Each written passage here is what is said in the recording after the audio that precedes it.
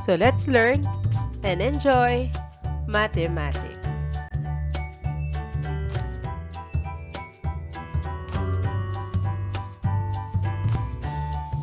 In today's lesson, we will learn how to solve oblique triangles using the law of sines. So we will apply the law of sines in solving oblique triangles. By the end of this video, you'll be able to find the missing sides and angles of triangles, even if they are not right triangles. So what is factoring trinomials?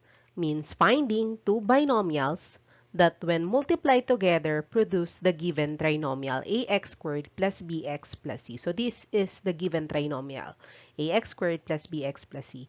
We need to get the two binomials, that is x plus r times x plus s. So paano natin gagawin yon? So let us apply. Let us find the factors of the trinomial expression x squared plus 7x plus 6. So, paano ba tayo kukuha ng factor na to? Kung x squared yan, dalawang factor. Kung x cubed, tatlo. Kung x to the fourth, apat. But this time, x squared lang to, so dalawa yung magiging factors. So, the factors of x squared is x and x.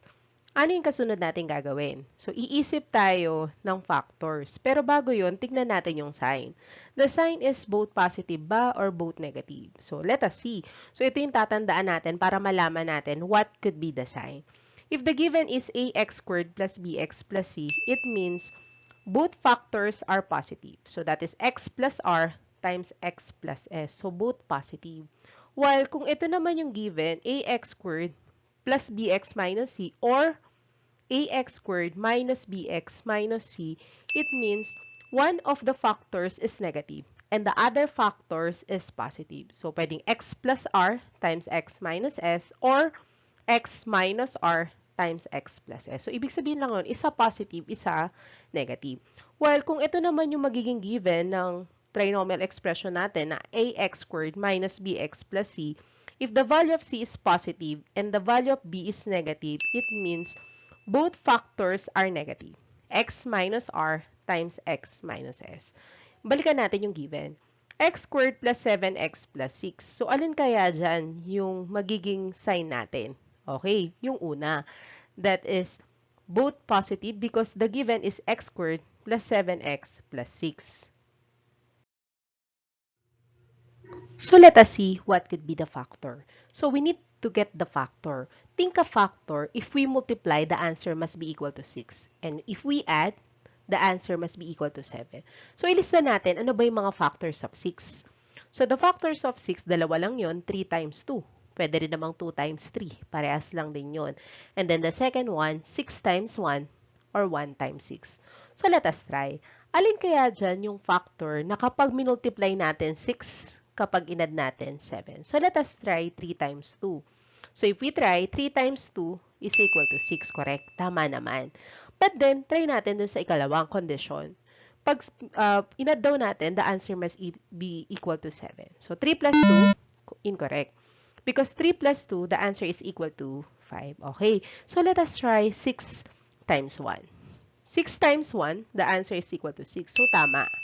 6 plus 1, the answer is equal to 7. So, it satisfies that if we multiply 6, if we add 7. So, the factors is 6 and then 1.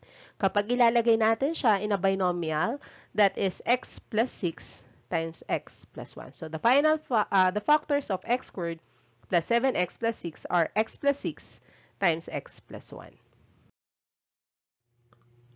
So, let us check using the FOIL method. Ano ba ibig sabihin ng FOIL method? First, outer, inner, and then last. So, let us apply. In the given, x plus 6 times x plus 1. So, let us check kung ang magiging sagot nga ay x squared plus 7x plus 6. So, let us multiply. X times x is x squared. That is the first. And then outer, x times 1. So, x times 1 is positive x. Let us proceed to the inner, yung gitna. 6 times x is 6x. And then the last, 6 times 1, so that is equal to positive 6. So let us combine like terms. So tingnan muna natin kung nakaayos. Okay, nakaayos naman from highest exponent to the lowest exponent. Alin kayo magkaparehas? Okay, ang magkaparehas is x and then 6x. And then let us combine. X squared may kaparehas? Wala. So bring down x squared. So let us add 1 plus 6 is 7.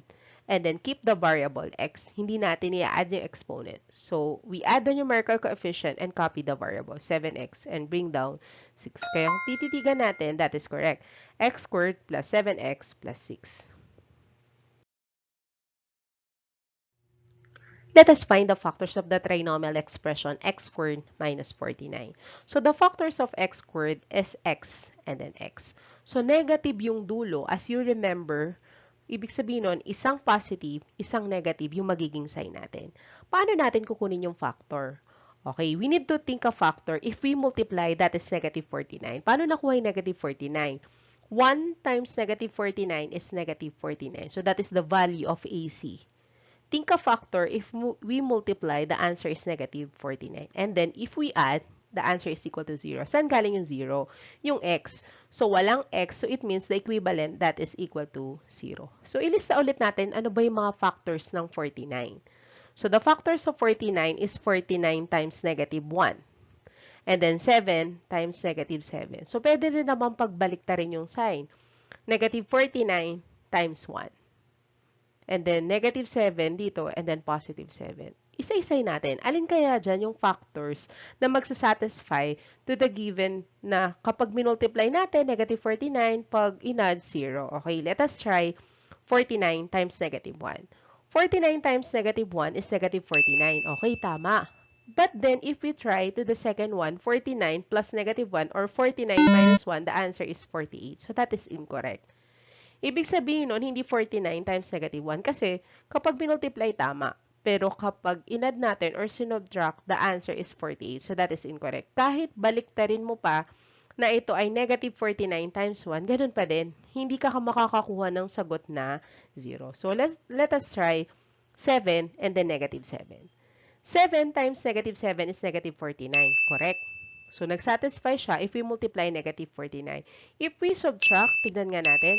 The answer is equal to 0 because 7 minus 7 is 0. So, the factors of x squared minus 49 are x plus 7 and then x minus 7.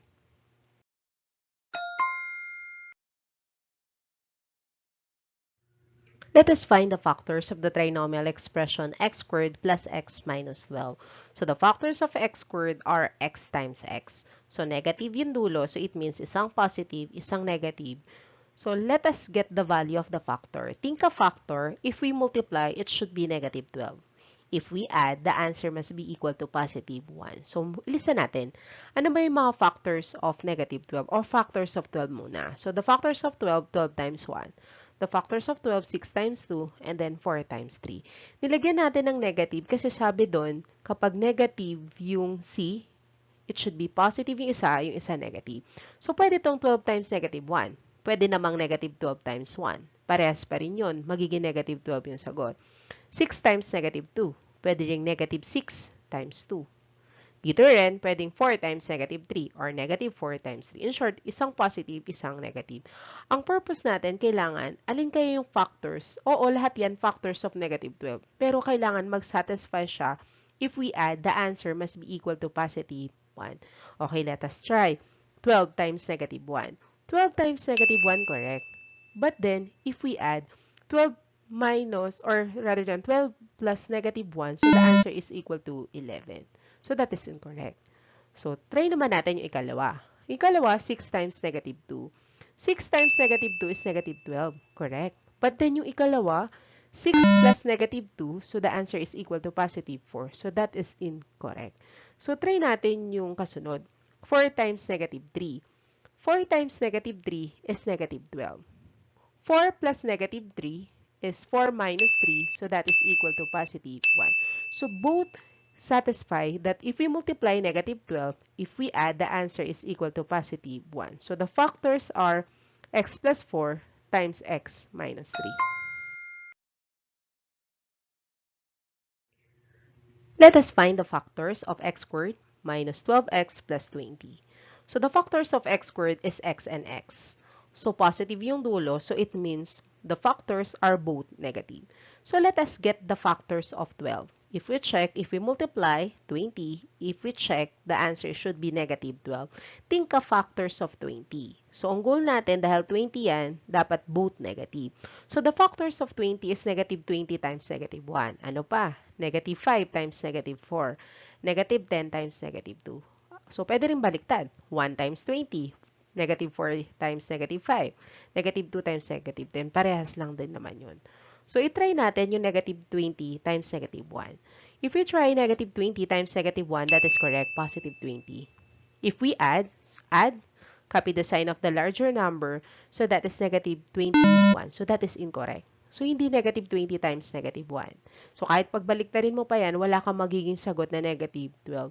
Try naman natin yung negative 4 times negative 5, or negative 5 times negative 4.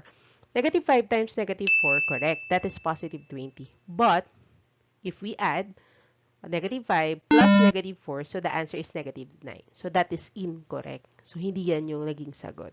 So, try naman natin yung ikatlo. Negative 10 times negative 2. If we multiply, negative 10 times negative 2 is positive 20. If we add, copy the sign of the larger number, so that is negative 12. So it means the factors is negative 10 and negative 2 that satisfy if we multiply 20, if we add negative 12. So the factors of x squared minus 12x plus 20 are x minus 10 times x minus 2.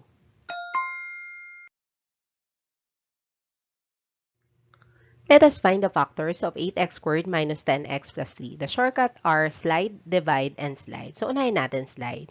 Ano yung slide natin? 8 times 3. So, kung 8 times 3, slide natin, mawawala yung 8 dito. So, that becomes x squared minus 10x plus 24. So, let us get the factors. Factors of x squared, x and x. Positive yung dulo, so it means negative to. So, both negative. Think a factor of 24. So, kailangan, ang factor ng 24 na isipin natin, kapag chinek natin, the answer must be negative 10. So, isipin muna natin, ano ba yung mga factors of 24? The factors of 24, negative 1 times negative 24. Bakit both negative? Kasi, yung value ni b natin ay negative. So, both negative. Another factor is negative 2 and negative 12. Negative 3 and negative 8 and negative 4 times negative 6. So, nalista na natin lahat. Ngayon, after nating ilista, alin kaya dyan na kapag check natin, if we add, the answer must be negative 10. So, unahin natin, negative 1 plus negative 24, incorrect.